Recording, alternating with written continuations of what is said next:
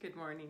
I'm Denise Dryden. I do a weekly Sunday morning video, and if you're first time here, by all means, sign up, subscribe, click that button, do whatever you need to do to continue to get these because I do them weekly. So today I want to talk about what's beyond the highly sensitive person and the empath. You know, what if this is becoming more of a norm, what's next, right? So over the last 20, 25 years, I've worked specifically with supporting the family system around creative, alternative learning, really unique adolescents and young adults. And in the last 10 years, I've seen some significant changes. And so what I want to do is put a context on highly sensitive and empathic, and then sort of take it a little bit bigger and see how that feels to each of you, okay?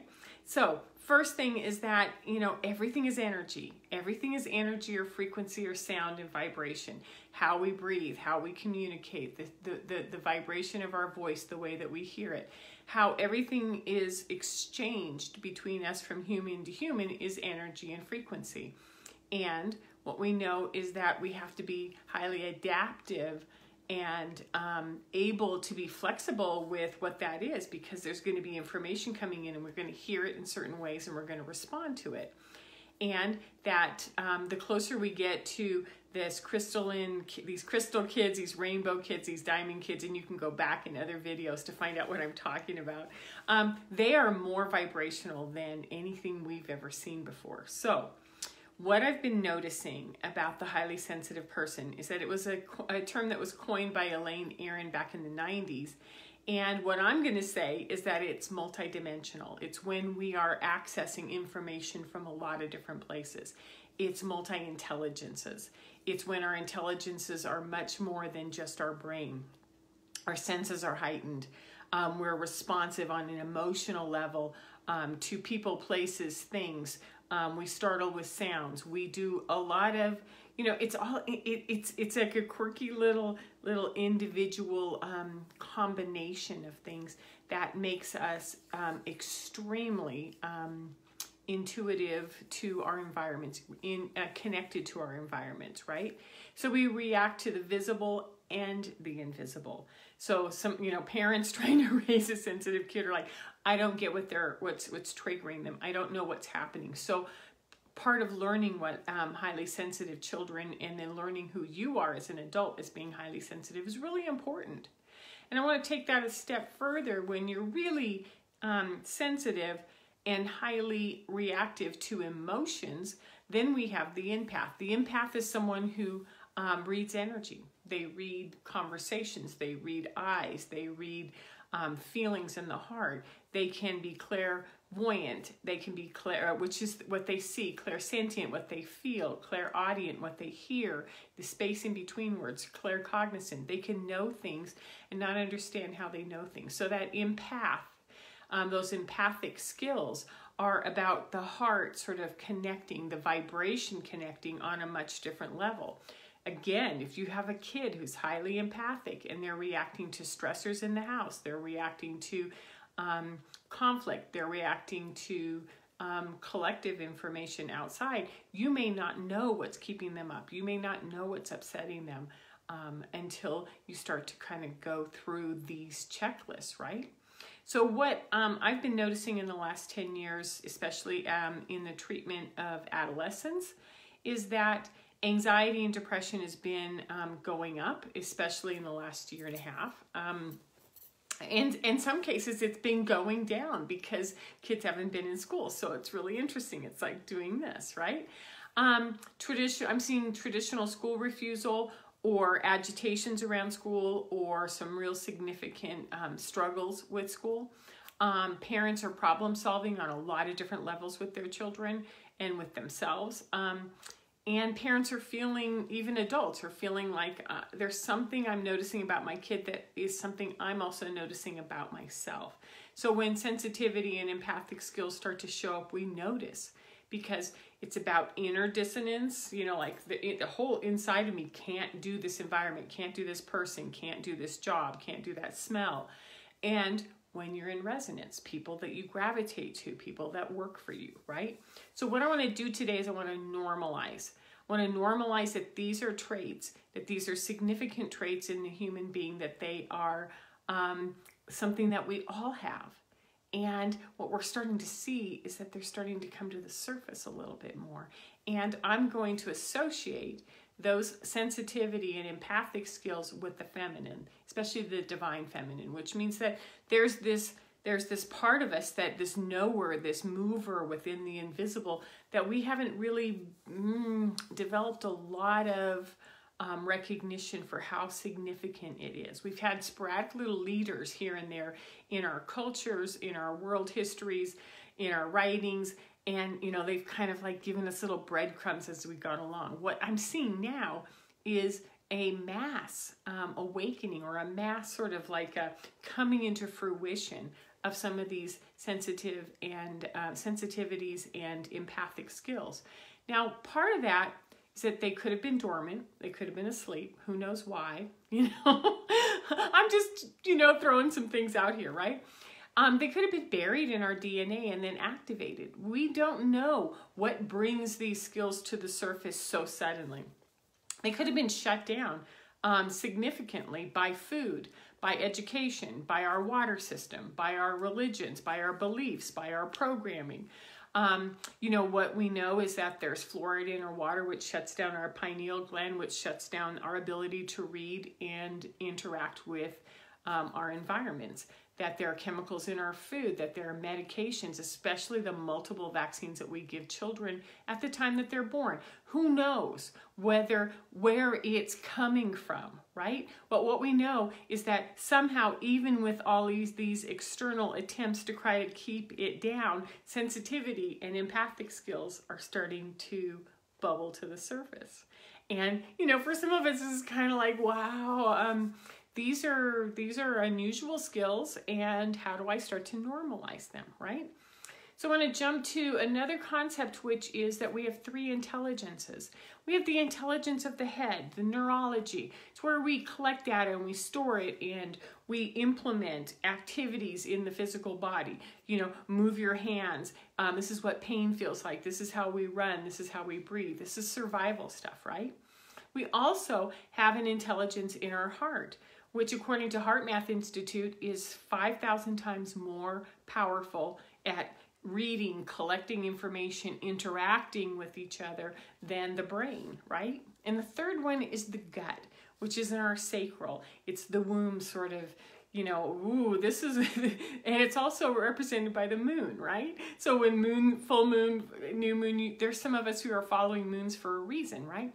It's how we access our wisdom. It's how we access our records, our past, our intuition. It all comes from these three intelligences, right?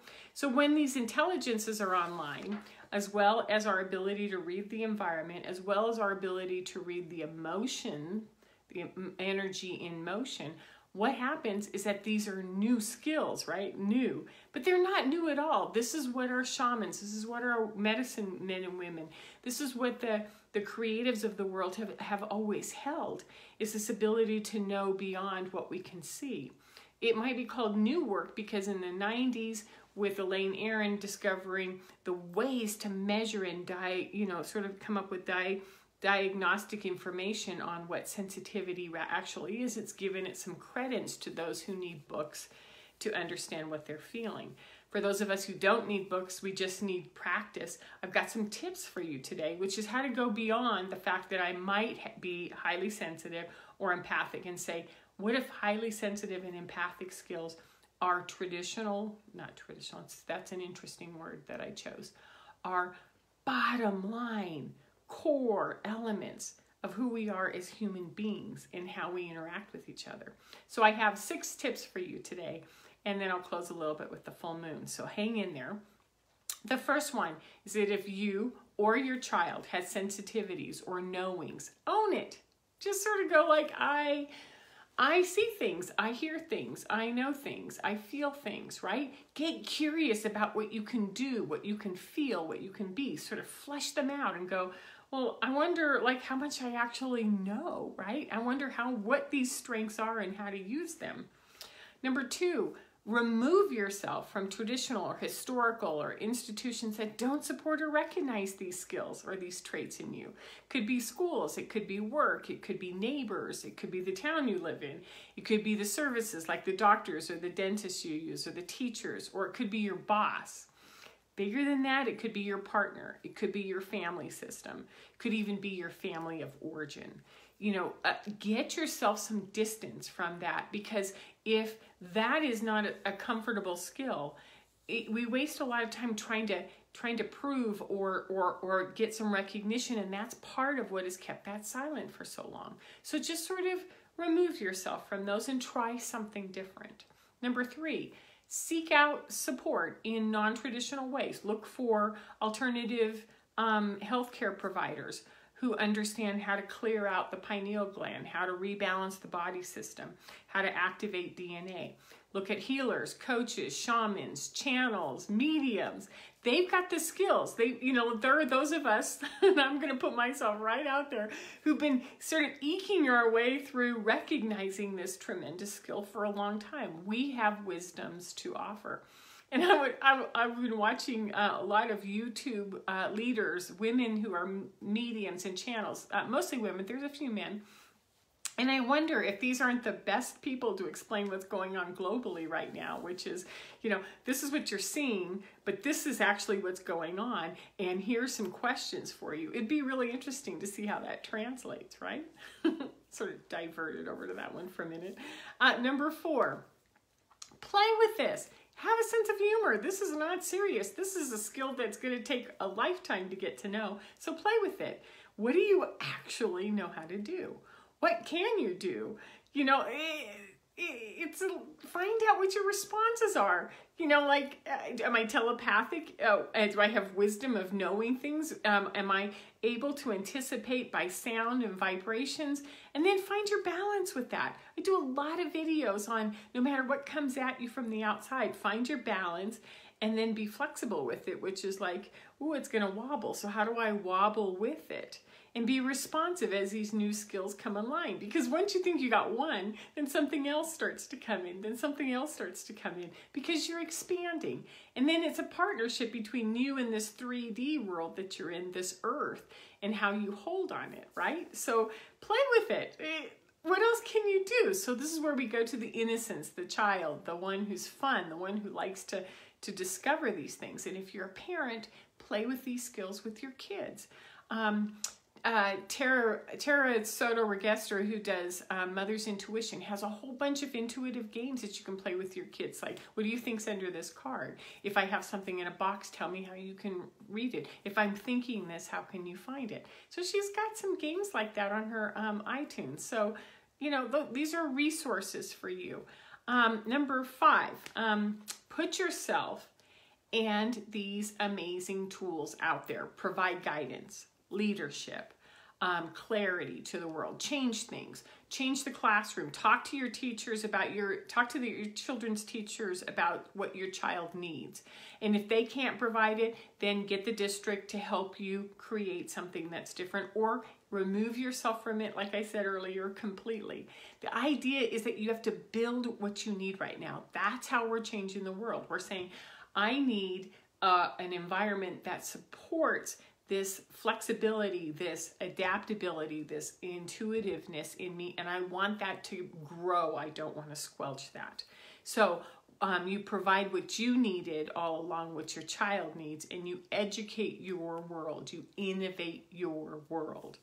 And number 6 is that you integrate. You integrate bravely. You integrate courageously. You integrate proudly. You say, this is who I am, and this is how my world works now that I have these skills on board. So it's beyond just the term of being highly sensitive or being empathic. It's saying these are natural in organic traits within the human system that are now being more recognized, and I'm here to show you how to do that. So have fun with this, play with this. This is fun. This is good stuff. It might be a little scary until you start to normalize it, right? So also tomorrow is the Scorpio full moon. So Scorpio is about going deep. So it's going to drive us down into that gut intelligence. It's going to transform and bring things to the surface that you didn't really want to talk about or didn't want to know. So don't be surprised if you got a little tap on the shoulder today from about expanding these sensitivity, empathic skills and putting them out there, and watch where the pushback is over the next 24, 48 hours, and smile and go, yeah, of course, that makes sense to me.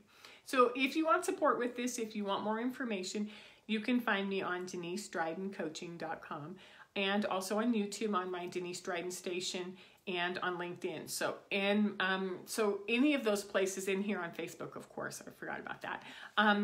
They're resources for you to use, and I'm always available. Let me know if you want to chat. Have a great Sunday, and I'll see you next week. Take care.